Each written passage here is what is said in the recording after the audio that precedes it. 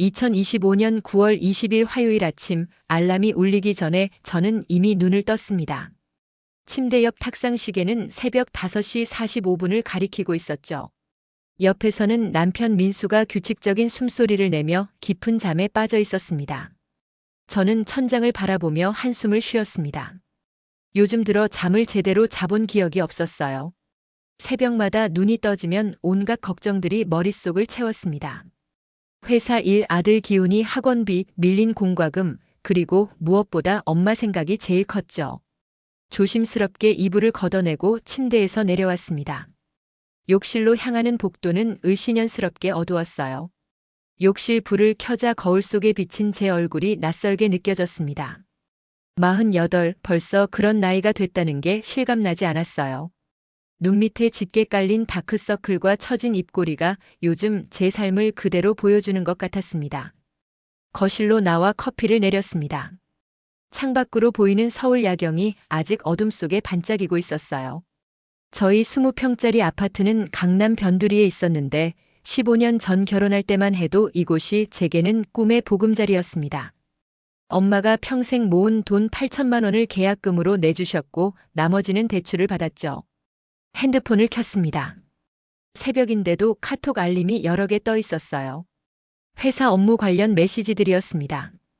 격리부장으로 일한 지 15년 회사는 언제나 제 시간을 요구했죠.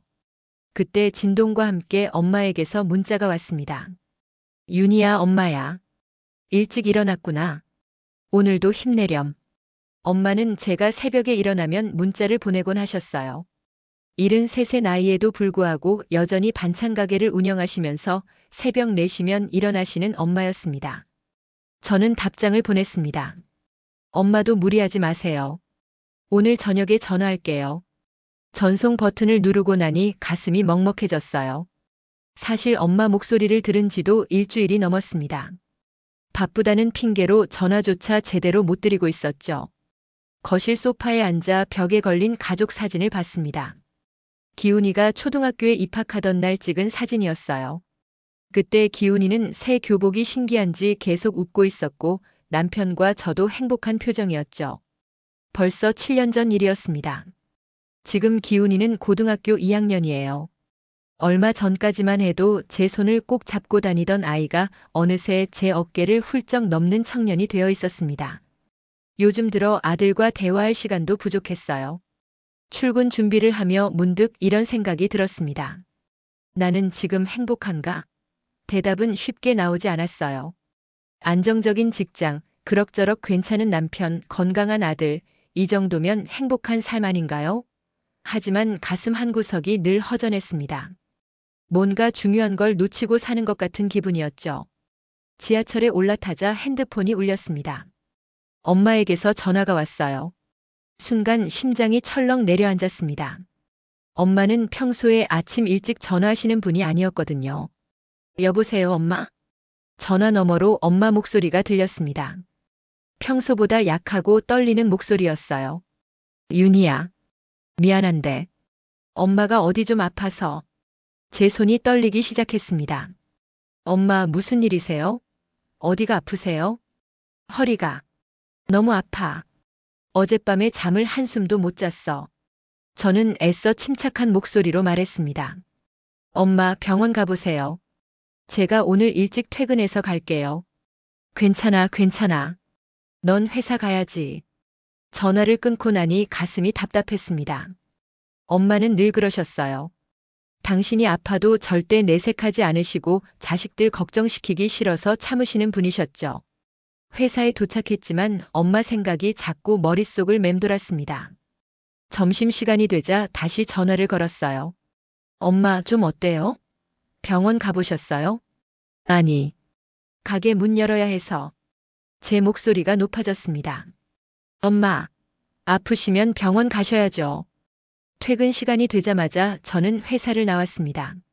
엄마 가게로 가는 지하철 안, 저는 창밖을 내다보며 생각에 잠겼어요. 엄마는 73, 이제 쉬셔도 될 나이인데 여전히 새벽부터 밤늦게까지 일하고 계셨습니다. 엄마 가게에 도착한 건 7시가 조금 넘어서였습니다. 해숙이네 반찬 가게라는 낡은 간판이 보였어요. 가게 문을 열고 들어가니 엄마가 카운터 의자에 앉아 계셨습니다. 평소와 달리 손님 한 명 없는 텅 빈 가게였죠. 엄마. 엄마가 고개를 돌리셨습니다. 얼굴이 새하얗고 이마에는 식은땀이 맺혀 있었어요. 윤희야. 왔어? 저는 황급히 엄마께 다가갔습니다. 엄마, 얼굴이 왜 이래요? 그 순간 엄마가 의자에서 미끄러지듯 쓰러지셨습니다. 저는 황급히 엄마를 붙잡았어요. 엄마, 엄마. 엄마 몸이 너무 뜨거웠습니다. 열이 펄펄 끓고 있었어요. 저는 떨리는 손으로 119에 전화를 걸었습니다.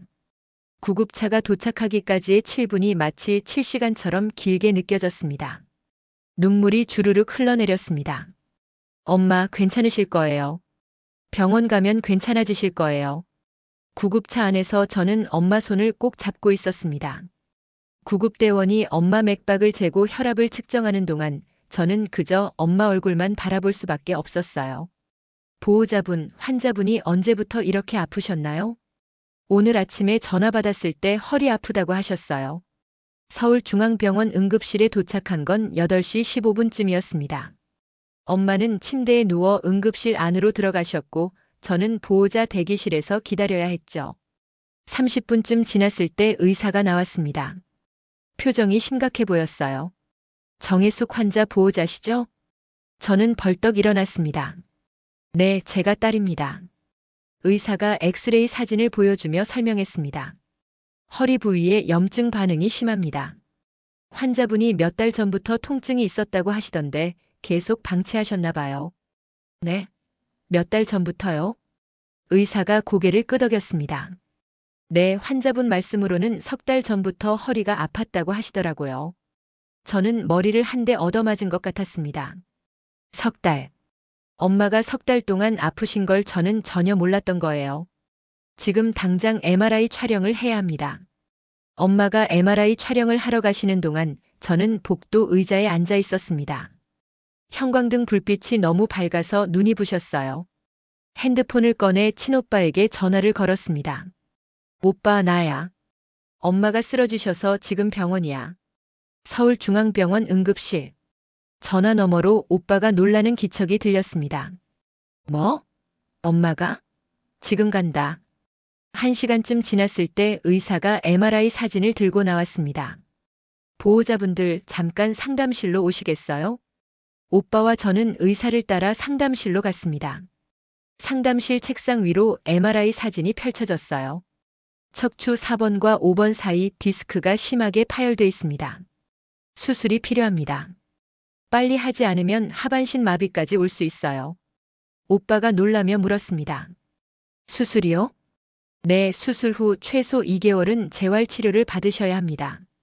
저는 입술을 깨물었습니다. 수술 비용이 얼마나 될까요? 의사가 잠시 망설이다 대답했습니다. 대략 1,500만 원 정도 예상됩니다. 1,500만 원. 그 숫자가 머릿속에서 맴돌았습니다. 제 통장 잔고는 800만 원. 절반도 안 되는 금액이었어요. 상담실을 나온 우리는 복도에서 마주 섰습니다. 오빠가 먼저 입을 열었어요. 윤희야, 우리 셋이서 나눠내자. 한 명당 500씩. 남동생이 도착했고 상황을 들은 그가 난처한 표정을 지었어요. 형, 나 요즘 대출 이자 내느라. 500이 너무 큰 돈이야. 순간 침묵이 흘렀습니다. 저는 두 사람 사이에 끼어들었습니다. 내가 낼게. 윤희야, 무슨 소리야? 괜찮아. 내가 어떻게든 마련할게. 사실 괜찮지 않았습니다. 어떻게 마련해야 할지 막막했어요. 하지만 지금 이 순간 누군가는 결정을 내려야 했습니다. 병실로 돌아가는 길 저는 핸드폰을 꺼내 남편에게 문자를 보냈습니다. 여보, 엄마 수술해야 해. 비용이 1,500이야. 답장은 10분 후에 왔습니다. 뭐? 1,500? 형제들이 있으면 나눠내야지. 저는 핸드폰을 꽉 쥐었습니다. 손이 떨렸어요. 병실 문을 열고 들어갔습니다. 엄마는 침대에 누워 천장을 바라보고 계셨어요. 엄마, 걱정 마세요. 수술 잘 받으시면 금방 나으실 거예요. 엄마가 제 손을 잡았습니다. 윤희야, 너무 무리하지 마. 저는 엄마 손을 꼭 잡으며 생각했습니다. 진정한 가족이란 뭘까? 힘들 때 옆에 있어주는 사람. 그게 진짜 가족 아닐까? 집에 돌아온 건 11시가 넘어서였습니다. 민수는 거실 소파에서 TV를 보고 있었어요. 왔어? 장모님은 어떻게 됐어? 수술해야 해. 일주일 안에. 민수가 리모컨을 내려놓았습니다. 그래서 돈은 어떻게 하기로 했어? 내가 낼 거야. 뭐? 너 혼자? 내가 어떻게든 마련할게. 민수가 한숨을 쉬었습니다. 윤희야, 우리도 여유 없어. 저는 남편을 똑바로 쳐다봤습니다. 그래도 엄마잖아. 당신 엄마지 내 엄마 아니야. 그 말이 가슴을 찔렀습니다. 저는 더 이상 말하지 않고 방으로 들어갔어요. 진정한 가족이란 뭘까? 그 질문이 계속 머릿속을 맴돌았습니다. 다음 날 아침 저는 평소보다 1시간 일찍 일어났습니다. 새벽 5시, 밖은 아직 깜깜했어요. 어젯밤 제대로 잠을 자지 못해서 머리가 무거웠지만 해야 할 일이 많았습니다. 먼저 회사에 연차를 신청했습니다. 부장님께 문자를 보냈어요. 부장님, 오늘 연차 사용하겠습니다. 어머니 수술 건으로 병원에 가야 해서요. 답장은 10분 후에 왔습니다. 알겠네. 어머니 쾌차하시길 바라네. 8시에 집을 나섰습니다. 은행으로 가기 전에 병원에 들러야 했거든요. 가장 가까운 은행 지점은 아침 9시에 문을 열었습니다. 은행 문이 열리자 저는 창구로 갔습니다. 적금 해지하려고요. 직원이 서류를 작성하는 동안 저는 창밖을 내다봤습니다. 3년 동안 모은 돈이 한순간에 사라지는 거였어요. 통장으로 입금해드렸습니다. 820만 원 들어오셨어요. 통장을 받아들고 나오며 한숨을 쉬었습니다. 하지만 후회는 없었습니다. 엄마를 위한 거니까요. 병원에 도착한 건 10시쯤이었습니다. 엄마 병실로 올라가니 오빠가 벌써 와 있었어요. 윤희야, 아까 의사 선생님이 오셔서 수술 날짜 잡았어. 모레 오전 9시래. 모레요? 생각보다 빠르네요. 응, 빨리 하는 게 좋대. 저는 엄마 옆에 앉았습니다. 엄마 겁나지 않으세요? 엄마가 제 손을 잡았습니다. 괜찮아. 엄마 튼튼해. 하지만 엄마 손은 차갑고 떨리고 있었습니다. 겁이 나지 않으실 리 없었죠. 오빠가 자리에서 일어났습니다. 나 회사 가봐야 해. 수술날 다시 올게. 오빠가 나간 후 엄마와 단둘이 남았습니다. 엄마가 조심스럽게 입을 열었어요. 윤희야, 수술비는 어떻게 하기로 했니? 저는 밝게 웃으며 대답했습니다. 엄마 걱정 마세요. 다 준비했어요. 오빠랑 남동생이 도와줬니? 네, 우리 셋이서 나눠서 내기로 했어요. 사실은 제가 대부분을 부담하기로 했지만 엄마께 그 얘기를 할 순 없었습니다. 점심시간이 되자 병원 식당에서 식사를 사왔습니다. 엄마는 입맛이 없으신지 몇 숟가락 드시고는 수저를 놓으셨어요. 저는 엄마가 남긴 밥을 먹었습니다. 사실 저도 입맛이 없었지만 남기긴 아까웠어요. 오후 2시쯤 핸드폰을 켜서 회사 인트라넷에 접속했습니다. 비상대출 신청 메뉴를 찾아 클릭했어요. 최대 700만 원까지 가능했습니다. 서류를 작성하고 제출 버튼을 눌렀어요. 화면에 메시지가 떴습니다. 신청이 완료되었습니다. 승인까지 이틀 소요됩니다. 이틀. 모레가 수술 날이니 딱 맞았습니다. 저는 핸드폰을 내려놓고 한숨을 쉬었어요. 이제 한 달에 대출 이자가 50만 원쯤 늘어날 겁니다. 저녁 6시쯤 남동생이 병원에 들렀습니다. 누나, 엄마 주무세요? 응, 조금 전에 주무셨어. 남동생이 엄마 침대 곁에 앉았습니다. 누나 수술비 말인데. 나 200만 원 마련했어. 회사에서 급여 선지급 신청했어. 고마워. 남동생은 30분쯤 있다가 돌아갔습니다. 혼자 남은 병실에서 저는 엄마 옆에 앉아 있었습니다. 창밖으로 해가 지고 있었습니다. 주황빛 노을이 병실 벽을 물들였어요. 8시에 간호사가 들어와 회진 시간이라고 했습니다. 저는 자리에서 일어났어요. 엄마, 내일 아침 일찍 올게요. 편히 주무세요. 병원을 나서니 밤 공기가 선선했습니다. 지하철역으로 걸어가면서 오늘 하루를 돌이켜봤어요. 은행에서 적금 해지하고 회사에 대출 신청하고 병원에서 엄마랑 시간 보내고 집에 돌아온 건 10시가 넘어서였습니다. 민수는 이미 자고 있었어요. 저는 조용히 샤워를 하고 침대에 누웠습니다. 천장을 보며 생각했습니다. 월급을 받아도 대출이자 생활비, 엄마 생활비를 내고 나면 남는 게 없을 거예요. 하지만 결심은 흔들리지 않았습니다. 이제부터 제대로 엄마를 챙기기로 마음먹었어요. 수술 전날 밤 저는 잠을 이루지 못했습니다. 침대에 누워 천장만 바라보고 있었어요. 시계를 보니 새벽 3시였습니다. 내일이면 엄마가 수술대에 오르십니다. 73세 나이에 전신 마취를 하고 4시간 동안 수술을 받으셔야 해요. 의사는 성공률이 높다고 했지만 100%는 아니었습니다. 새벽 5시에 일어나 씻고 옷을 갈아입었습니다. 남편은 여전히 자고 있었어요. 저는 쪽지를 남겼습니다. 엄마 수술이라 병원 갑니다. 병원에 도착한 건 6시 30분이었습니다. 엄마 병실로 올라가니 간호사가 엄마를 수술 준비실로 옮기고 있었어요. 엄마. 엄마가 저를 보고 미소를 지으려 하셨지만 입술이 떨리고 있었어요. 윤희야. 왔구나. 저는 엄마 손을 잡았습니다. 엄마 괜찮으세요? 간호사가 말했습니다. 보호자분 수술실 앞까지만 동행하실 수 있어요. 수술실 문 앞에 도착하자 간호사가 말했습니다. 여기서 기다려주세요. 수술 시간은 4시간 정도 예상됩니다. 엄마가 제 손을 꼭 쥐었습니다. 윤희야. 엄마가 너 정말 많이 사랑해. 저도 눈물이 났습니다. 저도 사랑해요, 엄마. 꼭 잘 돌아오세요. 수술실 문이 열리고 엄마가 안으로 들어가셨습니다. 문이 닫히는 순간 저는 주저앉을 뻔했어요. 복도 의자에 앉아 기다리기 시작했습니다. 수술실 위쪽에 걸린 전광판에는 수술 중이라는 빨간 불이 켜져 있었어요. 30분쯤 지났을 때 오빠가 도착했습니다. 윤희야, 엄마는? 지금 수술 중이세요. 우리는 말없이 앉아 있었습니다. 시간이 너무 천천히 흘러갔어요. 1시간이 지나고 2시간이 지났습니다. 오빠는 회사에 가야 한다며 먼저 떠났어요. 3시간째 저는 원무과에 내려가 수술비를 입금했습니다. 1,500만 원. 통장 잔고를 확인하니 220만 원이 남아 있었어요. 수술실로 돌아왔을 때 전광판 표시가 바뀌어 있었습니다. 수술 종료. 저는 벌떡 일어났어요. 얼마 후 의사가 나왔습니다. 마스크를 벗으며 말했어요. 수술 잘 끝났습니다. 파열된 디스크를 제거하고 신경 압박을 풀었어요. 저는 안도의 한숨을 쉬었습니다. 감사합니다, 선생님. 다만 회복 기간이 중요합니다. 최소 3개월은 재활 치료를 받으셔야 해요. 엄마가 회복실로 나오신 건 30분 후였습니다.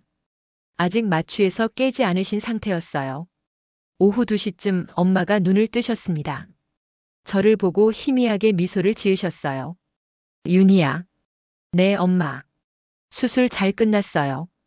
그때 제 핸드폰이 울렸습니다. 남편에게서 온 전화였어요. 수술 끝났어? 응, 방금 끝났어. 다행이네. 그럼 너 언제 집에 와? 오늘도 늦을 것 같아. 야, 매일 병원만 있을 거야? 나도 밥 먹어야지. 저는 더 이상 대꾸하지 않고 전화를 끊었습니다. 그날 저녁 집에 돌아왔을 때 남편은 친구들과 술을 마시고 있었습니다. 거실이 어질러져 있었어요. 저는 대답하지 않고 방으로 들어가 문을 잠갔습니다. 다음 날 남편이 샤워하러 들어간 사이 저는 서재로 갔습니다. 손이 떨렸지만 서랍을 열었어요. 통장을 꺼내 펼쳐봤습니다. 심장이 쿵쿵 뛰었어요. 지난달 15일. 황기순 앞으로 50만 원 이체. 20일. 황기순 앞으로 100만 원. 28일. 황기순 앞으로 50만 원. 총 200만 원이었습니다. 거짓말이었어요. 처음부터 끝까지 거짓말이었습니다. 저는 핸드폰으로 사진을 찍었습니다. 증거를 남겨야 했어요. 엄마가 퇴원한 건 수술 후 열흘째 되던 날이었습니다. 의사는 집에서 절대 무리하지 말고 3개월간 재활 치료를 받으라고 신신당부했어요.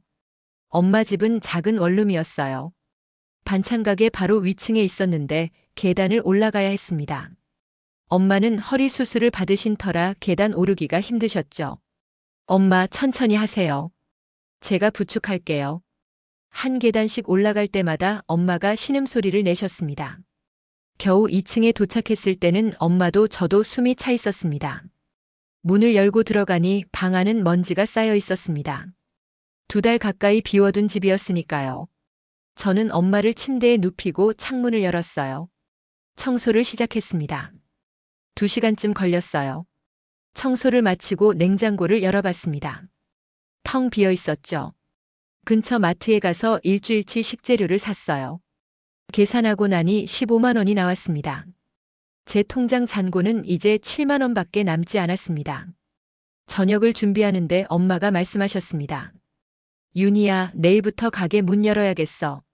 저는 깜짝 놀라 돌아봤습니다. 뭐라고요? 엄마 아직 무리예요. 괜찮아. 가게 2달 가까이 문 닫았는데 더 늦으면 안 돼. 의사 선생님이 3개월 쉬라고 하셨잖아요. 엄마가 고개를 저었습니다. 의사가 뭘 알아? 나는 일을 해야 살 수 있어. 다음 날 회사에서 부장님이 저를 부르셨습니다. 윤희 씨, 요즘 힘든 거 알아요. 근데 업무에 좀 차질이 생기고 있어요. 다음 주부터는 정상 근무 가능한가요? 네, 최선을 다하겠습니다. 점심시간에 후배 지영이가 다가왔습니다. 부장님, 혹시 요양보호사 알아보셨어요? 한 달에 200 정도요. 200만 원. 제 월급에서 감당하기엔 부담스러운 금액이었습니다. 대출 이자도 나가는데 거기다 200만 원을 더 쓸 수는 없었어요. 오후에 남편에게 전화를 걸었습니다. 여보, 엄마 요양보호사 알아보고 있는데 한 달에 200만 원 정도래. 남편이 즉시 반응했습니다. 뭐? 200? 미쳤어? 우리가 어떻게 200을 내? 엄마 혼자 계시기 힘드시잖아. 그건 알아. 근데 우리가 어떻게 200을 내? 우리 둘이서 100씩. 야, 나 지금 인쇄소 적자야. 어디서 100을 내? 전화를 끊고 나니 막막했습니다. 요양보호사를 쓸 수 없다면 결국 제가 계속 엄마를 돌봐야 했어요. 월급날 아침 저는 평소보다 일찍 일어났습니다. 통장에 월급이 들어왔는지 확인하고 싶었거든요. 핸드폰을 켜서 은행 앱에 접속했어요. 입금 내역이 떠올랐습니다. 350만 원. 제 한 달 월급이었죠. 하지만 기뻐할 수만은 없었습니다. 여기서 대출 이자 50만 원, 집 대출 이자 100만 원, 공과금 30만 원이 나갈 예정이었거든요. 계산기를 두드렸습니다. 350에서 180을 빼면 170만 원. 여기서 엄마 생활비를 드리면 얼마 남지 않았어요. 한숨이 절로 나왔습니다. 이렇게 빠듯하게 살 줄은 몰랐어요. 점심시간에 오빠에게서 전화가 왔습니다. 윤희야, 나 지금 엄마 집에 왔는데. 오빠? 무슨 일이세요? 오빠 목소리가 침통했습니다. 엄마가 또 가게 문 여시려고 하셔. 뭐라고요? 아침에 일어나셔서 가게 문 열려고 계단 내려가시다가 내가 말렸어. 윤희야, 이러다 큰일 나겠어. 지금 가볼게요. 부장님께 급한 일이 생겼다고 말씀드리고 회사를 나왔습니다. 택시를 타고 엄마 집으로 향했어요. 엄마 집에 도착하니 오빠가 현관 앞에 서 있었습니다. 얼굴이 창백했어요. 윤희야, 엄마가 지금 방에 계셔. 방문을 열고 들어가니 엄마가 침대에 앉아 계셨습니다. 손에는 가게 열쇠를 쥐고 계셨어요. 엄마, 무슨 일이세요? 엄마가 고개를 들었습니다. 눈가가 빨갛게 부어 있었어요. 윤희야, 엄마 가게 가야 해. 엄마 아직 무리예요. 엄마가 고개를 저었습니다. 안 돼. 가게 더 문 닫으면 손님들 다 가버려. 엄마 살 길이 없어. 저는 엄마 옆에 앉았습니다. 엄마 건강이 더 중요해요. 건강? 돈이 없으면 건강도 소용없어. 윤희야, 엄마 알아. 너희들한테 짐이 되고 싶지 않아. 엄마 무슨 소리예요? 엄마가 제 손을 잡았습니다. 윤희야, 엄마가 바보 아니야. 내가 얼마나 힘든지 다 알아. 세 사람은 거실로 나와 앉았습니다. 무거운 침묵이 흘렀어요. 오빠가 먼저 입을 열었습니다.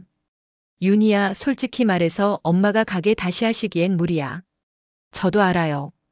가게를 정리하고 엄마한테 매달 생활비를 드리는 게 어떨까?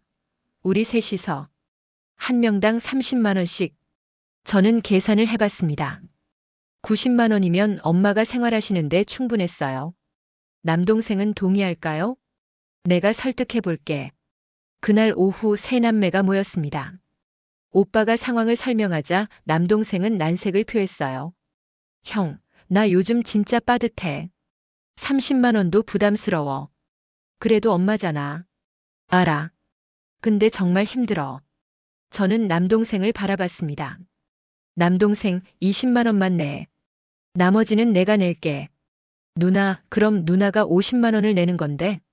괜찮아. 내가 할 수 있어. 사실 괜찮지 않았습니다. 50만 원을 더 보내면 제 생활비는 거의 남지 않았어요. 오빠가 제 어깨를 두드렸습니다. 윤희야, 고마워. 나도 40만 원 낼게. 결국 우리는 오빠 40만 원, 저 50만 원, 남동생 20만 원으로 합의했습니다. 엄마께 말씀드렸습니다. 엄마, 가게는 정리하세요. 대신 우리가 매달 생활비 드릴게요. 엄마가 눈물을 흘렸습니다. 미안해. 너희들한테 짐만 되고. 엄마, 짐이 아니에요. 이제 우리 차례예요. 집에 돌아왔을 때 남편이 물었습니다. 오늘 왜 회사 일찍 나왔어? 상황을 설명하자 남편이 말했어요. 그래서 너 매달 50만 원 더 보낸다고. 응. 미쳤어? 우리 생활비는 어떻게 하고? 저는 침착하게 대답했습니다. 내 월급에서 알아서 할게. 알아서 하긴. 너 월급 350만 원 받잖아. 거기서 각종 이자에 공과금에 장모님 생활비까지 보내면 남는 게 있어? 어떻게든 할게. 저는 남편을 똑바로 쳐다봤습니다. 당신은 시어머니한테 용돈 드리잖아. 나도 우리 엄마한테 드리는 거야. 남편이 말문이 막혔습니다. 다음 날부터 저는 더 부지런히 움직였습니다. 아침 6시에 일어나 엄마 집에 들러 아침을 차려드리고 저녁에는 퇴근 후 다시 들러 저녁을 차려드렸어요. 회사 일도 더욱 열심히 했습니다. 밀린 업무를 하나씩 처리하며 부장님께 신뢰를 회복하려 노력했죠. 일주일이 지났습니다. 몸은 피곤했지만 마음은 한결 가벼웠어요. 엄마를 제대로 돌보고 있다는 확신이 들었습니다. 어느 날 저녁 엄마가 말씀하셨습니다. 윤희야, 엄마가 내 덕분에 살아. 저는 엄마 손을 잡았습니다. 엄마, 저도 엄마 덕분에 여기까지 왔어요. 이것이 제가 선택한 길이었고 저는 이 길을 끝까지 갈 각오가 되어 있었습니다. 한 달이 지났습니다. 어느 금요일 점심시간 회사 선배 김 과장이 저를 불렀습니다. 윤희 씨, 점심 같이 먹을래요? 회사 근처 카페에 앉아 샌드위치를 먹으며 김 과장이 물었습니다. 요즘 많이 힘들죠? 저는 고개를 끄덕였습니다. 네, 조금요. 김 과장이 커피를 한 모금 마시고 말했습니다. 윤희 씨, 나도 비슷한 경험이 있어요. 5년 전에 우리 엄마가 쓰러지셨거든요. 그때 남편이 별로 도와주지 않더라고요. 오히려 집안일 못한다고 불평했죠. 김 과장 얼굴에 쓴웃음이 번졌습니다. 그래서 어떻게 하셨어요? 이혼했어요. 15년 결혼 생활 끝내고. 저는 놀라서 샌드위치를 내려놓았습니다. 후회 안 하세요? 김 과장이 고개를 저었습니다. 한 번도 안 했어요. 불행한 결혼 생활 계속하는 것보다 혼자 사는 게 100배 나아요. 윤희 씨, 혹시 남편분이 시어머니한테 얼마나 드리는지 알아요? 잘 모르겠어요. 확인해봐요. 통장 내역 같은 거. 부부 사이의 프라이버시요? 윤희 씨가 번 돈도 가정에 쓰이는 거잖아요. 당연히 알 권리가 있어요. 집으로 돌아오는 길에 김 과장 말이 계속 맴돌았습니다. 남편은 시어머니한테 얼마나 드릴까? 그날 저녁 남편이 샤워하러 들어간 사이 저는 서재로 갔습니다. 손이 떨렸지만 서랍을 열었어요. 통장을 꺼내 펼쳐봤습니다. 심장이 쿵쿵 뛰었어요. 매달 15일마다 황기순 앞으로 150만 원씩 5년치 내역이 빼곡했습니다. 계산기를 두드렸습니다. 150만 원 곱하기 12개월 곱하기 5년. 총액을 계산해보니 1억 1천만 원이 넘었습니다. 저는 주저앉을 뻔했습니다. 1억이 넘는 돈을 시어머니한테 보냈다고. 그동안 저는 엄마 수술비 1,500만 원 마련하느라 적금을 깨고 대출까지 받았습니다. 남편은 여유 없다며 500만 원도 안 도와줬어요. 하지만 시어머니한테는 5년 동안 1억이 넘는 돈을 보내고 있었던 겁니다. 화가 치밀어 올랐습니다. 동시에 배신감이 밀려왔어요. 저는 핸드폰으로 사진을 찍었습니다. 증거를 남겨야 했어요. 다음 날 엄마 집에 가서 오늘 있었던 일을 말씀드렸습니다. 엄마 민수 씨가 시어머니한테 5년간 1억 넘게 보냈더라고요. 엄마가 화를 내셨습니다. 그 나쁜 자식이. 어떻게? 엄마, 저 이제 끝낼 거예요. 잘 생각했어. 그런 사람하고 살면 안 돼. 그날 변호사에게 전화를 걸었습니다. 이혼 소송 다시 진행하고 싶어요. 그날 저녁 남편이 집에 돌아왔을 때 저는 거실 소파에 앉아 기다리고 있었습니다. 손에는 노트가 들려 있었어요. 15년치 가계부였습니다. 왔어? 왜 여기 앉아 있어? 저는 남편을 똑바로 쳐다봤습니다. 여보, 우리 얘기 좀 해야 할 것 같아요. 남편이 가방을 내려놓으며 말했습니다. 무슨 얘기? 앉아요. 남편은 제 목소리 톤이 평소와 다르다는 걸 눈치챈 것 같았어요. 조심스럽게 소파에 앉았습니다. 저는 노트를 펼쳤습니다. 여보, 우리 결혼한 지 15년 됐죠? 응, 그래서? 이 15년 동안 우리가 얼마나 벌었고 얼마나 썼는지 계산해 봤어요. 남편 얼굴이 굳어졌습니다. 제 월급 평균이 300만 원이었어요. 15년이면 총 5억 4천만 원이죠. 당신 월급은 평균 250만 원. 15년이면 4억 5천만 원. 그래서 우리 집 생활비, 공과금, 아이 양육비, 대출 이자 다 합치면 15년간 6억 원 정도 나갔어요. 그런데 여기서 문제가 있어요. 나머지 3억 9천만 원은 어디 갔을까요? 남편이 말을 더듬었습니다. 그건 저축도 하고 이것저것 쓰고. 저축이요? 우리 통장에 저축된 돈은 1,000만 원도 안 돼요. 저는 남편 눈을 똑바로 보며 말했습니다. 어제 당신 서재에 들어갔어요. 뭐? 통장 봤어요. 5년간 시어머니한테 1억 1,000만 원 넘게 보냈더라고요. 남편이 벌떡 일어났습니다. 야, 내 서재를 맘대로 들어가? 저도 일어났습니다. 당신이 숨기니까 확인할 수밖에 없었죠. 그건 내 돈이야. 내가 내 엄마한테 뭘 하든 내가 상관할 바 아니야. 저는 웃었습니다. 비웃음이었어요. 당신 돈이요? 우리 집 생활비 대부분 제가 냈는데요. 그건 부부니까 당연한 거잖아. 그럼 시어머니한테 보내는 것도 제게 말했어야죠. 부부니까. 남편이 말문이 막혔습니다. 저는 노트를 던지며 말했어요. 우리 엄마 수술비 1,500만 원 낼 때 당신은 500만 원도 아까워했어요. 여유 없다고 했죠. 근데 시어머니한테는 5년간 1억을 보냈어요. 한 달에 150만 원씩. 남편이 소리를 질렀습니다. 그래. 보냈어. 우리 엄마는 나를 키워주신 분이야. 저도 소리를 질렀습니다. 그럼 우리 엄마는요? 우리 엄마도 나를 키워주셨어요. 그건 당신 형제들이 있잖아. 당신도 누나 있잖아요. 남편이 헛웃음을 쳤습니다. 우리 누나? 누나는 형편이 안 좋아서 못 도와줘. 저는 기가 막혀서 웃었습니다. 웃기네요. 우리 오빠랑 남동생도 형편 안 좋아요. 그래서 제가 거의 다 부담하고 있는데. 남편이 손가락으로 저를 가리켰습니다. 야, 그건 내가 알아서 한 거잖아. 그 말에 저는 완전히 화가 났습니다. 알아서요? 제가 알아서요? 당신은 우리 엄마 수술하는데 병원 한 번 안 왔잖아요. 바빠서 못 갔지. 바쁘긴. 당신 그때 골프 갔잖아요. 남편은 할 말을 잃었습니다. 저는 가방을 들었습니다. 저 오늘 엄마 집에서 잘게요. 윤희야, 가지 마. 저는 돌아보지 않고 현관문을 나섰습니다. 택시를 타고 엄마 집으로 향했어요. 엄마 집에 도착해서 엄마 품에 안겨 울었습니다. 윤희야, 넌 이제 어떻게 할 거니? 모르겠어요. 근데 한 가지는 확실해요. 저 이제 더 이상 못 참겠어요. 다음 날 회사 선배 김 과장에게 전화를 걸었습니다. 선배, 저 상담 좀 받고 싶은데요. 이혼 변호사요. 윤희 씨 진심이에요? 네, 진심이에요. 퇴근 후 변호사 사무실로 향했습니다. 강남에 있는 작은 사무실이었어요. 변호사는 50대 중반의 여성이었습니다. 저는 15년 결혼 생활을 설명했습니다. 변호사는 꼼꼼히 메모하며 들었습니다. 증거 있으세요? 가계부요? 15년치 있어요. 남편이 시어머니한테 보낸 통장 내역도 사진 찍어뒀어요. 변호사가 미소를 지었습니다. 완벽하네요.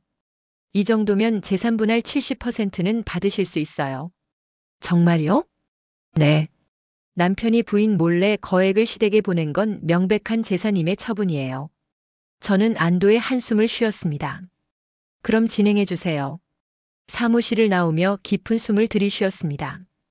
이제 돌이킬 수 없었어요. 하지만 후회는 없었습니다. 핸드폰을 보니 남편에게서 또 전화가 와 있었습니다. 이번엔 받았어요. 윤희야. 어디야? 안 갈 거예요. 야, 장난해? 저는 차갑게 말했습니다. 장난 아니에요. 저 변호사 선임했어요. 곧 이혼 소장 받을 거예요. 뭐라고? 당신이 미쳤죠? 15년 동안 저한테 거짓말하면서 전화를 끊었습니다. 손이 떨렸지만 마음은 편했어요. 일주일이 지났습니다. 저는 여전히 엄마 집에서 지내고 있었어요. 민수에게서는 매일같이 전화와 문자가 왔지만 받지 않았습니다. 변호사에게서 연락이 왔습니다. 윤희 씨, 이혼 소장 준비 완료됐어요. 내일 남편 직장으로 발송할게요. 네, 알겠습니다. 다음 날 오후 남편에게서 전화가 걸려왔습니다. 이번엔 받았어요. 윤희야, 이게 뭐야? 이혼 소장이? 보셨나 보네요. 남편 목소리가 떨리고 있었습니다. 야, 장난 아니지? 진짜 이혼하려고? 진짜입니다. 변호사랑 상의하세요. 윤희야, 우리 만나자. 제발. 저는 한참을 망설이다가 말했습니다. 토요일 오후 2시. 엄마 집 근처 카페에서 봐요. 토요일이 됐습니다. 약속 시간보다 30분 일찍 카페에 도착했어요. 창가 자리에 앉아 커피를 마시며 기다렸습니다. 정확히 2시에 남편이 들어왔습니다. 수척해진 얼굴이었어요. 머리도 헝클어져 있었고 옷차림도 평소와 달리 단정하지 않았습니다. 윤희야. 저는 맞은편 의자를 가리켰습니다. 앉으세요. 남편이 앉으며 제 손을 잡으려 했지만 저는 피했습니다. 윤희야, 우리 다시 생각해보자. 생각 다 했어요. 아니야. 내가 잘못했어. 정말 잘못했어. 다시는 안 그럴게. 저는 차갑게 웃었습니다. 안 그러긴요. 어떻게 안 그래요? 진짜야. 엄마한테 돈 안 보낼게. 장모님 제대로 모실게. 이제 와서요? 15년 동안 뭐 했어요? 남편이 눈물을 흘리기 시작했습니다. 윤희야, 나 너 없이 못 살아. 제발. 저는 그 모습을 보며 마음이 흔들렸습니다. 15년을 함께 산 사람이었어요. 여보, 우리 기훈이 생각해봐. 그 말에 가슴이 철렁했습니다. 기훈이. 저는 아직 아들한테 아무 말도 하지 못했어요. 기훈이는. 제가 잘 설명할게요. 남편이 무릎을 꿇었습니다. 카페 안 사람들이 저희를 쳐다봤어요. 일어나요. 사람들이 봐요. 안 일어나? 내가 용서해 줄 때까지 안 일어나. 저는 한숨을 쉬었습니다. 일어나세요. 남편이 겨우 일어나 앉았습니다. 얼굴이 눈물범벅이었어요. 윤희야, 나 정말 반성하고 있어. 한 달만 시간을 줘. 한 달 동안 내가 변하는 모습 보여줄게. 한 달이요? 응. 한 달 동안 나 제대로 할게. 장모님 병원 모시고 집안일도 하고 엄마한테 돈 보내는 것도 줄일게. 저는 망설였습니다. 정말 남편이 변할 수 있을까? 생각해 볼게요. 정말? 생각해 줄 거야? 네. 근데 약속해요. 한 달 동안 정말 변해야 해요. 남편이 고개를 끄덕였습니다. 약속할게. 꼭 변할게. 그날 밤 엄마께 오늘 있었던 일을 말씀드렸습니다. 엄마가 걱정스러운 표정으로 말씀하셨어요. 윤희야, 사람은 쉽게 안 변해. 알아요, 엄마. 근데 한 달만 지켜봐도 되지 않을까요? 내가 다시 상처받을까봐 걱정돼. 괜찮아요. 이번에도 안 되면 그때는 정말 끝낼 거예요. 다음 날부터 남편은 매일 엄마 집에 들렀습니다. 저녁을 사다 드리고 집안일도 도와드렸어요. 저는 남편과 마주치지 않으려고 일부러 시간을 피했습니다. 일주일이 지났습니다. 엄마가 말씀하셨어요. 윤희야, 사위가 요즘 부쩍 잘해주네. 매일 와서 저녁 챙겨주고 청소도 해주고. 저는 마음이 조금 흔들렸습니다. 2주일째 남편에게서 전화가 왔습니다. 윤희야, 나 오늘 엄마 만났어. 엄마한테 앞으로 용돈 줄인다고 했어. 한 달에 50만 원만 드린다고. 저는 놀랐습니다. 정말요? 응. 엄마가 처음엔 화내셨는데 내가 설득했어. 3주째 남편이 문자를 보냈습니다. 윤희야, 오늘 장모님 병원 모시고 갔다 왔어. 재활치료 잘 받으셨어.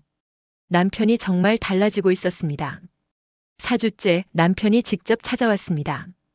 윤희야, 나 보여줄 게 있어. 남편이 통장을 꺼냈습니다. 이거 봐. 이번 달부터 엄마한테 50만 원만 보냈어. 정말 50만 원만 이체돼 있었습니다. 그리고 이거. 우리 집 저축 통장이야. 앞으로 여기 매달 100만 원씩 넣을 거야. 저는 말문이 막혔습니다. 남편이 정말 변하고 있었어요. 윤희야, 나 이제 알았어. 제발 집에 와줘. 저는 망설였습니다. 생각해 볼게요. 윤희야, 제발. 진짜 생각해 볼게요. 조금만 더 기다려줘요. 그날 밤 저는 엄마와 긴 대화를 나눴습니다. 엄마, 민수 씨가 정말 변한 것 같아요. 엄마가 고개를 끄덕였습니다. 응, 엄마도 봤어. 요즘 정말 잘해주더라. 어떻게 해야 할까요? 엄마가 제 손을 잡았습니다. 윤희야, 그건 내가 결정할 일이야. 만약 다시 돌아갔는데 민수 씨가 또 변하면 그땐 그때 가서 생각하면 돼. 일단 지금 내 마음은 어떠니? 저는 솔직하게 말했습니다. 흔들려요. 남편이 정말 달라진 것 같아서. 그럼 한 번 더 기회를 줘봐.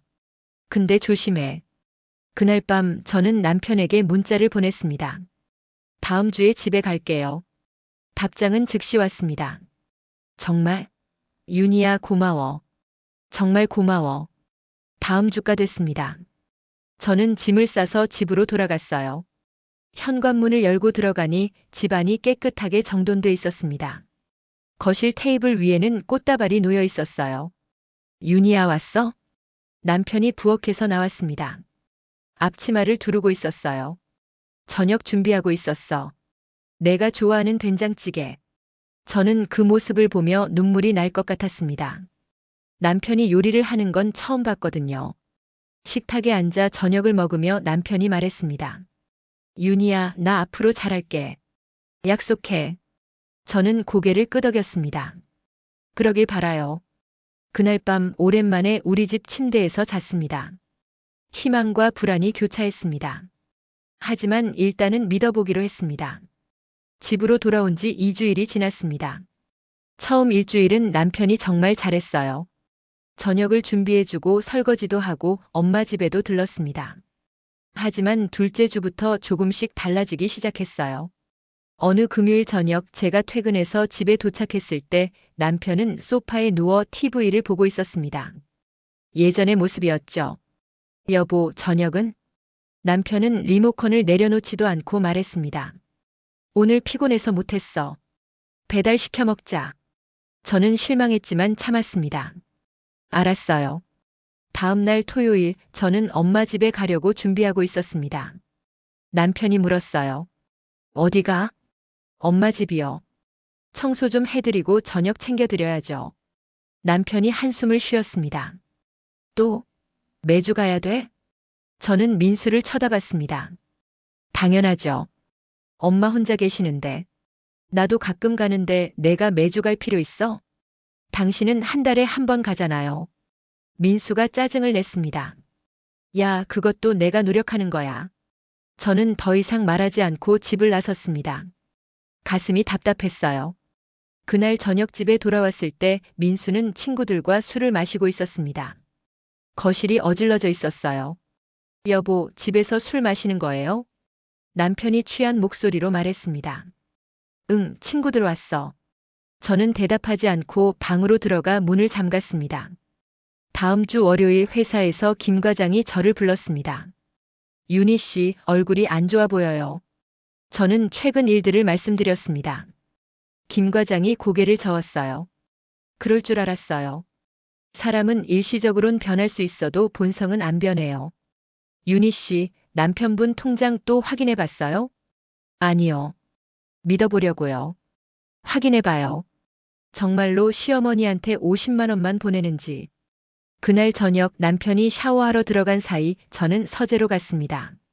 손이 떨렸지만 서랍을 열었어요. 통장을 꺼내 펼쳐봤습니다. 심장이 쿵쿵 뛰었어요. 지난달 15일. 황기순 앞으로 50만 원.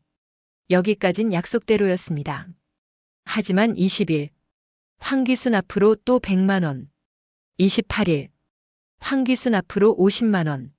총 200만 원이었습니다. 거짓말이었어요. 처음부터 끝까지 거짓말이었습니다. 다른 통장도 확인했습니다. 저축 통장. 100만 원 넣는다던 그 통장. 잔액은 여전히 10만 원이었습니다. 저는 핸드폰으로 사진을 찍었습니다. 증거를 남겨야 했어요. 주말 남편은 골프 간다며 나갔습니다. 저는 남편 핸드폰 위치 공유 앱을 확인했어요. 남편은 골프장이 아니라 강남 어딘가에 있었습니다. 저는 택시를 타고 그곳으로 향했습니다. 호텔 앞이었어요. 심장이 두근거렸습니다. 설마. 1시간쯤 기다렸을까요? 호텔 문이 열리고 민수가 나왔습니다. 옆에는 젊은 여자가 있었어요.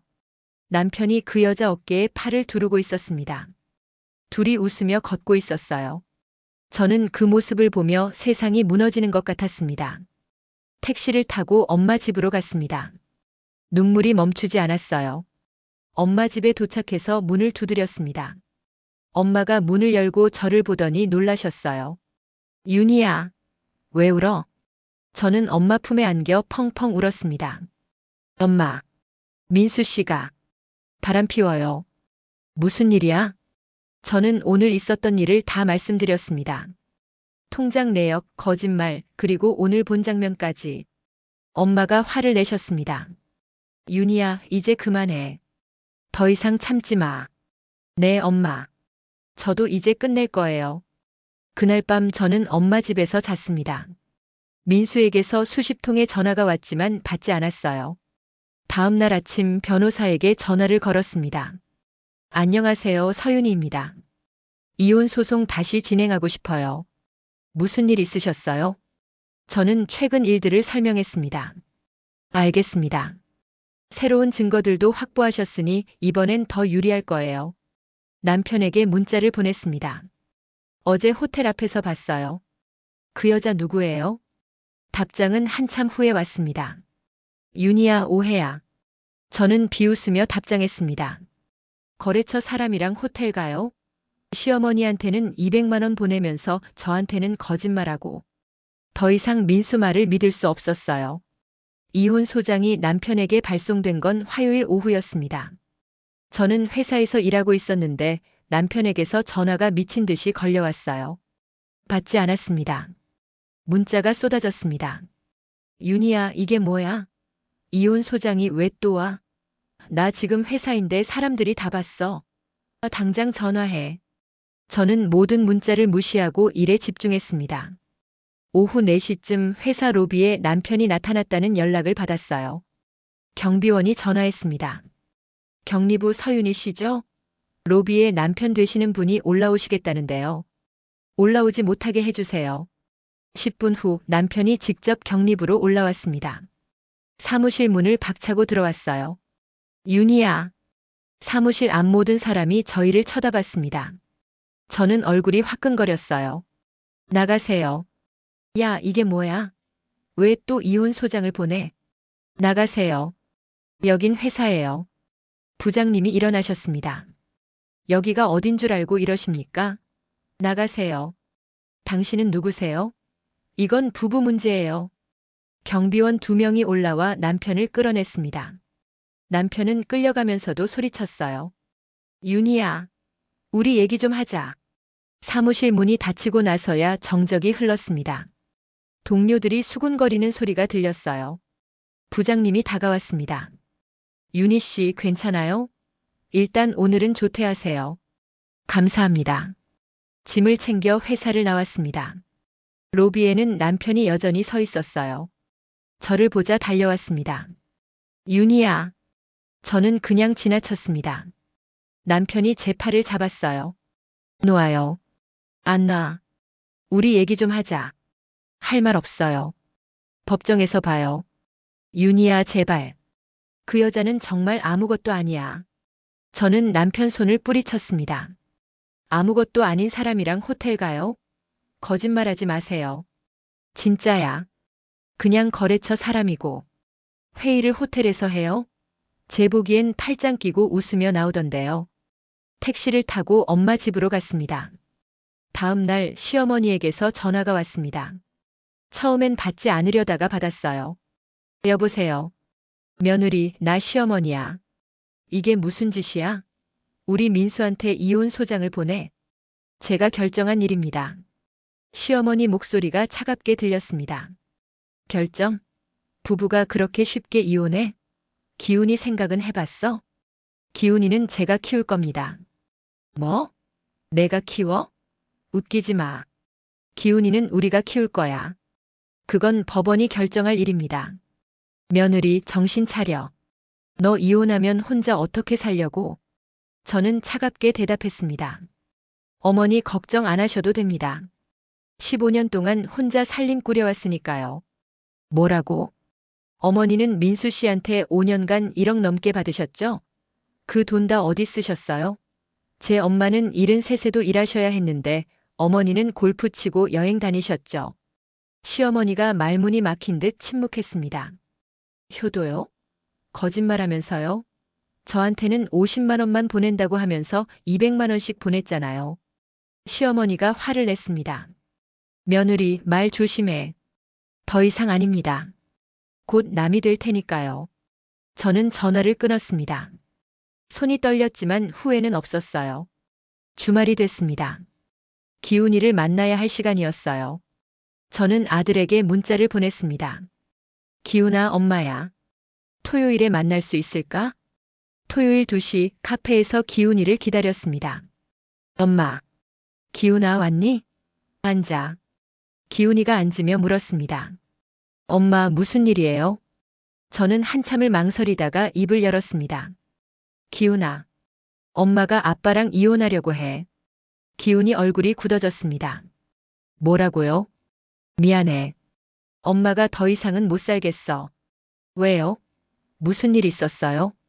저는 조심스럽게 설명했습니다. 아빠가 할머니한테 거액을 보낸 것, 외할머니는 방치한 것, 거짓말한 것, 그리고 다른 여자와 있었던 것까지. 기훈이는 듣고만 있다가 고개를 숙였습니다. 기훈아, 엄마 미안해. 기훈이가 고개를 들었습니다. 눈에 눈물이 고여 있었어요. 엄마 괜찮아요. 저도 알고 있었어요. 아빠가 외할머니한테 안 좋게 하는 거, 엄마가 혼자 힘들어하는 거, 다 알고 있었어요. 저는 가슴이 미어졌습니다. 기훈아. 엄마, 저는 엄마 편이에요. 엄마가 행복하셨으면 좋겠어요. 눈물이 주르륵 흘러내렸습니다. 고마워, 기훈아. 엄마, 울지 마세요. 저 이제 거의 성인이에요. 저는 아들을 끌어안았습니다. 17살밖에 안 된 아이가 이렇게 의젓하다니. 카페를 나와 걸으며 기훈이가 물었습니다. 엄마, 그럼 우리 어디서 살아요? 일단 외할머니 집에 있을 거야. 나중에 작은 집 구할게. 알겠어요. 저도 곧 대학 가면 기숙사 들어갈 거니까 걱정 마세요. 그날 밤 엄마 집에서 기훈이와 셋이서 저녁을 먹었습니다. 엄마가 기훈이 좋아하는 불고기를 해주셨어요. 식사를 하며 저는 생각했습니다. 이게 우리 가족이구나. 엄마, 나 그리고 기훈이. 남편이 없어도 우리는 충분히 행복할 수 있을 것 같았어요. 식사 후 기훈이가 말했습니다. 엄마, 제가 아르바이트 할게요. 용돈은 제가 벌게요. 아니야, 기훈아. 괜찮아요. 주말에만 할 거예요. 엄마 힘들게 하고 싶지 않아요. 저는 또 눈물이 났습니다. 고마워, 우리 아들. 그날 밤 침대에 누워 천장을 바라봤습니다. 15년 결혼 생활이 끝나가고 있었어요. 슬프지만 동시에 홀가분했습니다. 더 이상 거짓말에 시달리지 않아도 되니까요. 재판 일주일 전 변호사 사무실에서 최종 점검을 하고 있었습니다. 책상 위에는 두꺼운 서류 뭉치가 쌓여 있었어요. 윤희 씨, 증거 자료가 정말 완벽하네요. 15년치 가계부, 통장 사본, 사진 증거까지. 네, 준비 많이 했어요. 변호사가 서류를 넘기며 말했습니다. 이 정도면 재산 분할 80%는 무난하게 받으실 수 있어요. 정말요? 네. 남편분이 부인 몰래 거액을 시댁에 보낸 건 명백한 재산 임의 처분이고 부정행위 의심 정황도 있으니까요. 저는 고개를 끄덕였습니다. 하지만 마음 한구석이 여전히 불편했어요. 변호사님, 저 돈 때문에 이혼하는 거 아니에요. 변호사가 미소를 지었습니다. 알아요. 하지만 윤희 씨가 받아야 할 정당한 몫이에요. 15년 동안 윤희 씨가 얼마나 노력했는지 알아요. 그 노력에 대한 정당한 보상이에요. 사무실을 나와 카페에 들렀습니다. 김 과장이 기다리고 있었어요. 윤희 씨, 변호사 상담 어땠어요? 잘 됐어요. 재산 분할 80% 받을 수 있을 것 같대요. 김 과장이 박수를 쳤습니다. 잘 됐네요. 커피를 마시며 김 과장이 물었습니다. 윤희 씨, 이혼하고 나면 뭐 하고 싶어요? 저는 잠시 생각했습니다. 일단 작은 집 구하고 엄마랑 기훈이 잘 챙기고. 그것만요? 윤희 씨 자신을 위한 계획은? 저요? 김 과장이 고개를 끄덕였습니다. 네. 15년 동안 가족만 챙기셨잖아요. 이제 본인을 위해 뭔가 해보세요. 집으로 돌아오는 길에 김 과장 말이 계속 맴돌았습니다. 나를 위한 계획? 생각해 본 적이 없었어요. 엄마 집에 도착해서 물어봤습니다. 엄마, 제가 하고 싶어 했던 게 뭐였죠? 엄마가 생각하시더니 말씀하셨습니다. 너 대학 다닐 때 요리 배우고 싶어 했었잖아. 제빵 배우고 싶다고 했었어. 나중에 작은 빵집 하고 싶다고. 저는 깜짝 놀랐습니다. 그런 꿈이 있었었나? 까맣게 잊고 있었어요. 맞아요. 제가 그랬었네요. 결혼하고 나서는 그런 얘기 안 하더라. 바빠서 잊고 산 거겠지. 그날 밤 저는 제빵 학원을 검색해 봤습니다. 집 근처에 평일 저녁반이 있었어요. 수강료는 30만 원. 3달 과정이었습니다. 망설이다가 신청 버튼을 눌렀습니다. 결제 완료. 다음 주 월요일부터 시작이었어요. 신청하고 나니 마음이 두근거렸습니다. 설렘이었어요. 이런 감정은 정말 오랜만이었습니다. 재판 사흘 전 남편에게서 마지막 전화가 왔습니다. 윤희야, 우리 정말 법정에서 만나야 해? 네. 윤희야, 나 진심으로 후회하고 있어. 제발 한 번만 더 기회를. 민수 씨. 응? 저는 차분하게 말했습니다. 저 이제 행복해요. 뭐? 처음으로 제 인생을 살고 있어요. 제가 원하는 걸 하고 제가 좋아하는 사람들과 시간을 보내고. 윤희야. 15년 동안 저는 당신을 위해 살았어요. 하지만 이제는 저를 위해 살고 싶어요. 남편은 한참 침묵하다가 말했습니다. 알았어. 미안해, 윤희야. 정말 미안해. 저도 미안해요. 하지만 이게 우리 둘 다에게 최선인 것 같아요. 재판 전날 밤 저는 옷장을 정리했습니다. 내일 법정에 입고 갈 옷을 골랐어요.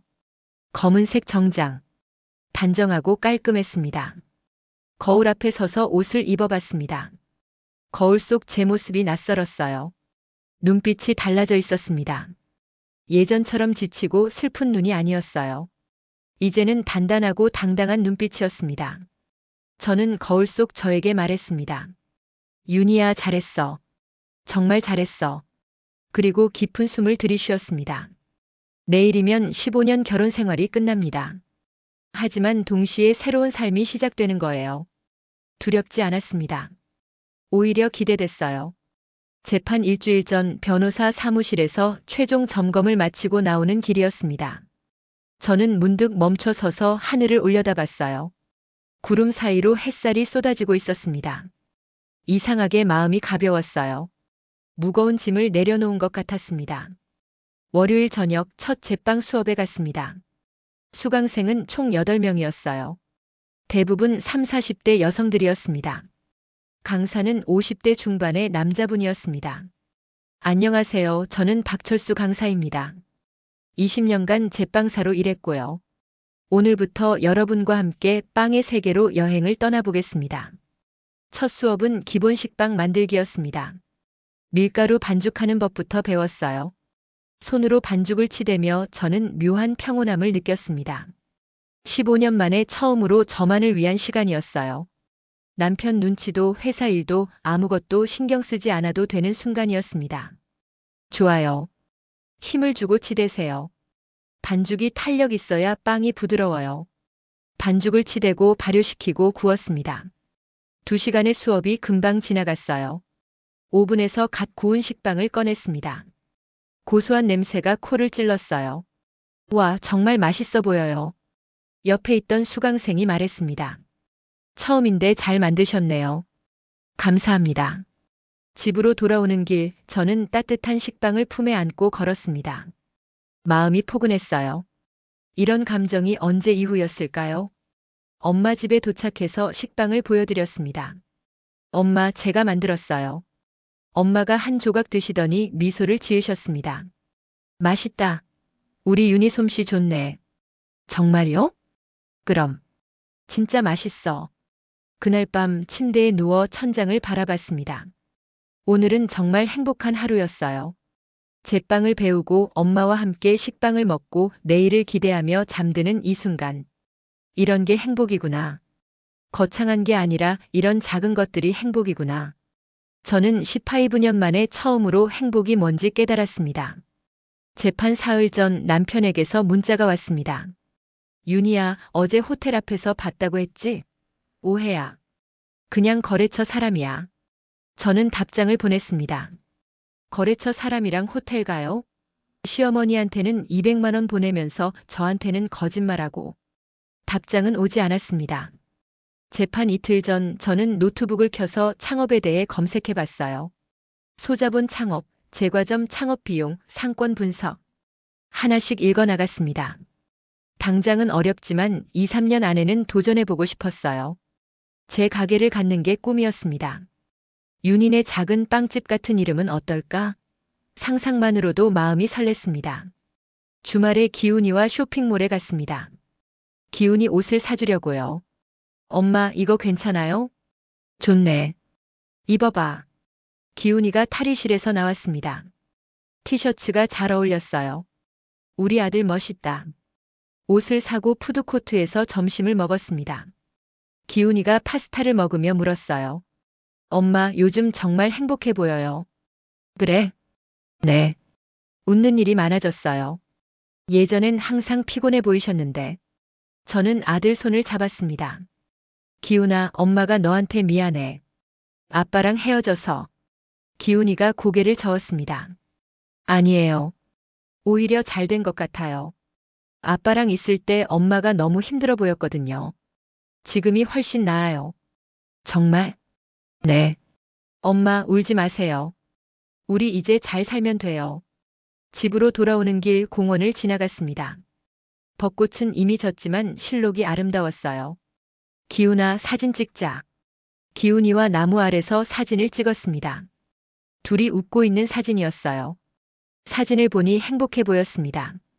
진짜 행복했어요. 재판 전날 거울 앞에 섰습니다. 내일 입고 갈 검은색 정장을 입어봤어요.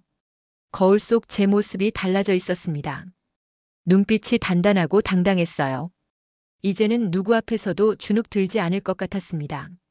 저는 거울 속 저에게 말했습니다. 윤희야, 잘했어. 정말 잘했어. 이제 내 인생을 살아도 돼. 그리고 깊은 숨을 들이쉬었습니다. 내일이면 15년 결혼 생활이 끝납니다. 하지만 동시에 새로운 삶이 시작되는 거예요. 두렵지 않았습니다. 오히려 기대됐어요. 어떤 삶이 펼쳐질까? 어떤 행복이 기다리고 있을까? 저는 미소를 지었습니다. 내일이 기다려졌습니다. 재판 당일 아침 6시에 일어났습니다. 샤워를 하고 검은색 정장을 입었어요. 거울을 보며 머리를 단정하게 빗었습니다. 엄마가 아침을 차려주셨습니다. 윤희야, 아침 먹고 가. 엄마 긴장돼서 못 먹겠어요. 그래도 먹어야지. 힘내야 하잖아. 미역국과 밥을 한 숟가락씩 떠먹었습니다. 목으로 잘 넘어가지 않았어요. 윤희야, 엄마가 같이 갈까? 아니에요. 엄마는 집에 계세요. 걱정하지 마세요. 알았어. 잘하고 와. 우리 딸 최고야. 법원에 도착한 건 9시 30분이었습니다.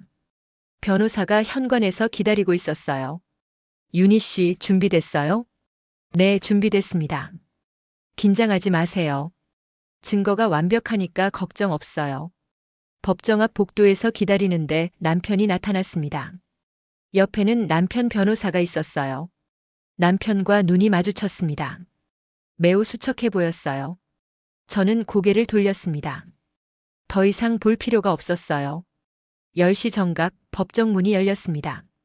안으로 들어가 원고석에 앉았어요. 민수는 피고석에 앉았습니다. 판사가 입장했습니다. 50대 후반의 여성 판사였어요. 이혼 청구 사건 시작하겠습니다. 원고 측 진술부터 들어보겠습니다. 제 변호사가 일어났습니다. 판사님, 원고는 15년간 결혼 생활을 유지했으나 피고의 반복된 배신 행위로 더 이상 혼인 관계를 유지할 수 없습니다. 변호사는 증거 자료들을 제출했습니다. 15년치 가계부, 통장 사본, 사진 증거들. 피고는 원고 몰래 시댁에 5년간 1억 1천만 원이 넘는 거액을 송금했습니다. 이는 명백한 재산임의 처분입니다. 판사가 자료를 검토했습니다. 피고 측 입장은 어떻습니까? 남편 변호사가 일어났습니다. 판사님, 피고는 노모를 봉양하기 위해 불가피하게 송금한 것입니다. 제 변호사가 끼어들었습니다. 판사님, 피고 모친은 교사 연금으로 월 300만 원을 받고 계십니다. 생활이 어렵다는 주장은 사실이 아닙니다. 판사가 남편을 보았습니다. 피고는 왜 원고에게 이 사실을 숨겼습니까? 남편이 일어났습니다. 죄송합니다. 제가 잘못했습니다. 피고는 원고 장모님의 수술비를 지원했습니까? 500만 원을 지원했습니다. 원고는 얼마를 부담했습니까? 1,000만 원입니다. 대출까지 받아서 부담했습니다.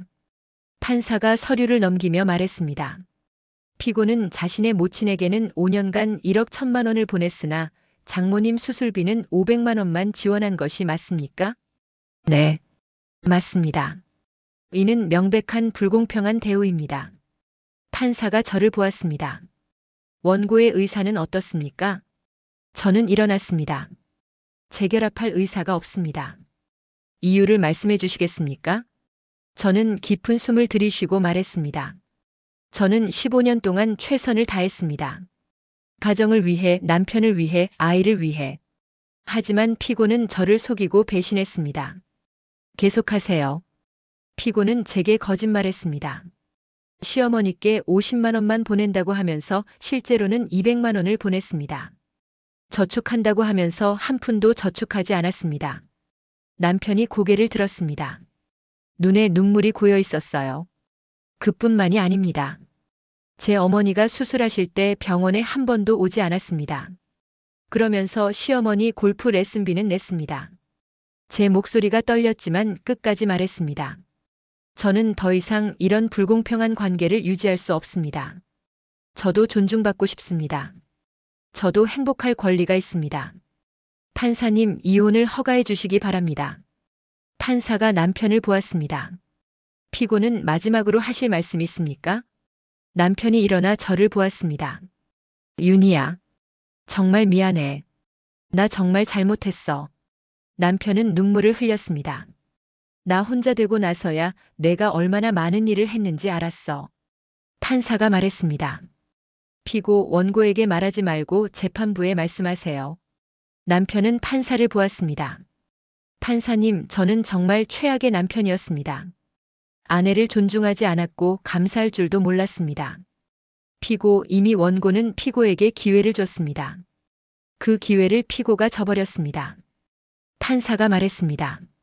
재판부는 충분히 검토했습니다. 원고의 이혼 청구를 받아들입니다.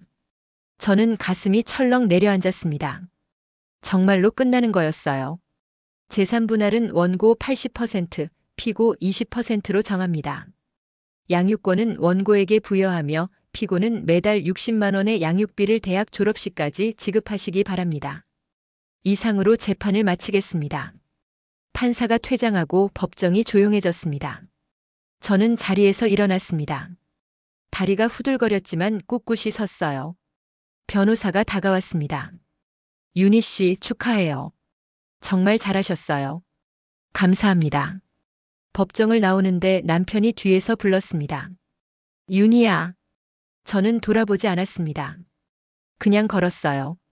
윤희야 제발. 마지막으로 한마디만. 저는 멈춰 섰습니다. 그리고 천천히 돌아봤어요. 남편은 저를 보며 말했습니다. 윤희야, 나 정말 미안해. 내가 행복하길 바랄게. 저는 고개를 끄덕였습니다. 당신도 잘 사세요. 그리고 돌아서서 걸었습니다. 뒤돌아보지 않았어요. 법원을 나와 햇빛을 받았습니다. 눈부셨어요. 하지만 기분이 좋았습니다. 핸드폰을 꺼내 엄마에게 전화를 걸었습니다. 엄마, 나야. 이혼 나왔어요. 재산 분할도 80%로 받게 됐어요. 엄마가 안도의 한숨을 쉬셨습니다. 잘 됐다. 정말 잘 됐어. 엄마, 저 이제 자유예요. 그래. 이제 내 인생을 살아. 전화를 끊고 하늘을 올려다봤습니다. 구름 한 점 없이 맑았어요. 저는 깊은 숨을 들이쉬었습니다. 공기가 달콤했어요. 15년 만에 처음으로 진짜 자유를 느꼈습니다. 6개월이 지났습니다. 계절이 바뀌어 봄이 왔어요. 벚꽃이 만개한 거리를 걸으며 저는 새집 열쇠를 만지작거렸습니다. 오늘이 이사하는 날이었습니다. 엄마 집에서 10분 거리에 있는 작은 투룸이었어요. 20평 남짓한 크기였지만 저와 기훈이에게는 충분했습니다. 재산 분할로 받은 돈 중 일부로 전세를 얻었습니다. 나머지는 저축했어요. 앞으로를 위해서요. 엄마와 기훈이가 이사짐을 날랐습니다. 오빠와 남동생도 와서 도와줬어요. 누나, 이 상자 어디 놓을까? 기훈이 방에 놓아줘. 새 집은 햇빛이 잘 들었습니다. 남양이었거든요. 거실 창문으로 보이는 풍경도 좋았어요. 작은 공원이 보였습니다. 짐을 다 옮기고 나니 오후 3시였습니다. 엄마가 김밥을 싸우셨어요. 자, 다들 배고프지? 먹자. 5 식구가 둘러앉아 김밥을 먹었습니다. 소박했지만 행복한 순간이었어요. 누나, 새 집 좋다. 햇빛도 잘 들고. 그치? 나도 마음에 들어. 기훈이가 말했습니다. 엄마, 저 이 방 마음에 들어요. 그래? 다행이다. 오빠가 커피를 마시며 말했습니다. 윤희야, 이제 정말 새 출발이네. 응, 오빠. 고마워. 오늘 와줘서. 당연하지. 우리 동생인데. 해가 질 무렵 오빠와 남동생이 돌아갔습니다. 엄마도 집에 가셨어요. 기훈이와 단둘이 남았습니다. 엄마, 저녁 뭐 먹을까요? 치킨 시킬까? 좋아요. 치킨을 시켜 먹으며 기훈이와 대화를 나눴습니다. 기훈아, 새 집 어때? 좋아요. 엄마랑 둘이 사는 것도 나쁘지 않네요. 아빠 보고 싶진 않아? 기훈이가 잠시 생각하더니 말했습니다. 가끔은요. 근데 엄마가 행복해 보이니까 저도 좋아요. 저는 아들을 보며 미소를 지었습니다. 고마워, 우리 아들. 엄마, 저 다음 달에 아르바이트 시작해요. 편의점이요. 주말에만 4시간씩. 공부에 지장 없겠어? 괜찮아요. 용돈이랑 학원비 제가 벌고 싶어요. 저는 아들이 대견했습니다. 알았어. 무리하지는 마. 그날 밤 새 집에서 첫날 밤을 보냈습니다. 침대에 누워 천장을 바라봤어요. 6개월 전과는 모든 게 달라져 있었습니다. 집도 생활도 마음도. 하지만 무엇보다 달라진 건 저 자신이었습니다. 이제 저는 누군가의 아내가 아니었어요. 그냥 서윤이었습니다. 다음 날 월요일 출근길이 즐거웠습니다. 새 집에서 회사까지는 30분이었어요. 회사에 도착하니 김 과장이 반갑게 맞아줬습니다. 윤희 씨, 이사 잘했어요? 네, 선배. 집이 참 좋아요. 다행이네요. 요즘 표정이 정말 밝아졌어요. 그래요? 네. 예전엔 항상 피곤해 보이더니 요즘은 활기차 보여요. 저는 웃었습니다. 제가 많이 변한 것 같아요. 점심시간에 부장님이 저를 부르셨습니다. 윤희 씨, 잠깐 올래요? 부장실로 들어갔습니다. 부장님이 미소를 지으며 말씀하셨어요. 윤희 씨, 다음 달부터 대리로 승진합니다. 저는 깜짝 놀랐습니다. 정말요? 네. 요즘 업무 처리도 완벽하고 태도도 좋아서 결정했어요. 축하해요. 감사합니다, 부장님. 자리로 돌아와 앉으니 기분이 좋았습니다. 승진이라니. 10년 만에 처음이었어요. 퇴근 후 제빵 학원에 갔습니다. 오늘은 마지막 수업 날이었어요. 오늘은 여러분이 자유롭게 만들고 싶은 빵을 만들어 보세요. 저는 크루아상을 만들기로 했습니다. 제일 어려운 빵이었지만 도전하고 싶었어요. 반죽을 펴고 버터를 넣고 접었습니다. 27번을 반복했어요. 손이 아팠지만 즐거웠습니다. 오븐에서 갓 구운 크루아상을 꺼냈습니다. 황금빛이 영롱했어요. 와, 정말 잘 만드셨네요. 강사님이 칭찬하셨습니다. 윤희 씨, 실력이 많이 늘었어요. 가게 차려도 되겠는데요? 감사합니다. 진심이에요. 윤희 씨는 손맛이 있어요. 집으로 돌아오는 길, 저는 크루아상을 들고 엄마 집에 들렀습니다. 엄마, 제가 만들었어요. 엄마가 한 입 드시더니 눈을 크게 뜨셨습니다. 맛있다. 정말 맛있어. 정말요? 그럼. 이거 팔면 잘 팔리겠다. 엄마, 저 나중에 정말 빵집 해볼까 봐요. 엄마가 환하게 웃으셨습니다. 좋지. 엄마가 도와줄게. 그날 밤 집에 돌아와 노트북을 켰습니다. 창업에 대해 검색해 봤어요. 소자본 창업, 제과점 창업 비용, 상권 분석. 진지하게 읽어 나갔습니다. 당장은 어렵지만 2, 3년 안에는 도전해 보고 싶었어요. 제 가게를 갖는 게 꿈이었습니다. 윤인의 작은 빵집. 상상만으로도 설렜어요. 주말에 기훈이와 쇼핑몰에 갔습니다. 기훈이 옷을 사주려고요. 엄마, 이거 괜찮아요? 좋네. 입어봐. 기훈이가 탈의실에서 나왔습니다. 티셔츠가 잘 어울렸어요. 우리 아들 멋있다. 옷을 사고 푸드코트에서 점심을 먹었습니다. 기훈이가 파스타를 먹으며 물었어요. 엄마, 요즘 정말 행복해 보여요. 그래? 네. 웃는 일이 많아졌어요. 예전엔 항상 피곤해 보이셨는데. 저는 아들 손을 잡았습니다. 기훈아, 엄마가 너한테 미안해. 아빠랑 헤어져서. 왜요? 아빠랑 헤어져서. 너한테 상처 줬을 거 아니야. 기훈이가 고개를 저었습니다. 아니에요. 오히려 잘 된 것 같아요. 지금이 훨씬 나아요. 정말? 네. 엄마, 울지 마세요. 우리 이제 잘 살면 돼요. 집으로 돌아오는 길 공원을 지나갔습니다. 벚꽃이 만개에 있었어요. 기훈아, 사진 찍자. 기훈이와 벚꽃 아래서 사진을 찍었습니다. 둘이 웃고 있는 사진이었어요. 집에 와서 사진을 보니 행복해 보였습니다. 진짜 행복했어요. 그날 밤 침대에 누워 지난 6개월을 돌아봤습니다. 이혼 재판, 이사, 새 출발. 쉽지 않았지만 해냈습니다. 가장 큰 변화는 제 마음이었어요. 이제 저는 당당했습니다. 누구 눈치도 보지 않았고 거짓말에 상처받지도 않았습니다. 물론 가끔은 외로웠습니다. 밤에 혼자 잠들 때면 쓸쓸하기도 했어요. 하지만 민수와 있을 때의 외로움보다는 나았습니다. 적어도 지금은 평온했으니까요. 창밖을 보니 달이 떠 있었습니다. 환한 보름달이었어요. 저는 달을 보며 소원을 빌었습니다. 엄마가 건강하시길, 기훈이가 행복하길, 그리고 제가 계속 이렇게 평온하길. 눈을 감으니 편안했습니다. 내일은 또 어떤 하루가 펼쳐질까요? 기대됐습니다. 두렵지 않았어요. 이제 저는 알고 있었습니다. 행복은 거창한 데 있는 게 아니라는 걸. 새 집에서 아침에 일어나는 것, 출근길에 커피 한 잔 마시는 것, 퇴근 후 제빵 연습을 하는 것, 주말에 엄마와 기훈이를 만나는 것.